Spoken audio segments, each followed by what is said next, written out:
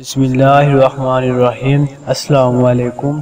ایک بدکار عورت سے کسی سادہ لو شخص کا نکاح ہو گیا۔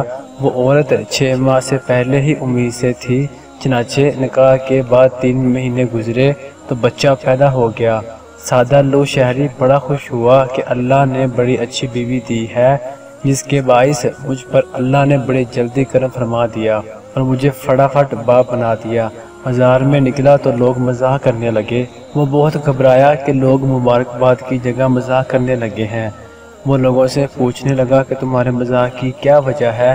سب نے کہا کہ بھلے آدمی، بچہ تو خالص حرامی ہے، تم خواہ اس کے ابا بن رہے ہو۔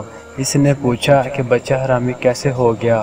لوگوں نے بتایا اس لیے کہ وہ 3 مہینے کے بعد ہی پیدا ہو گیا ہے، اگر تمہارا ہوتا تو پورے 9 ماہ کے بعد ہوتا۔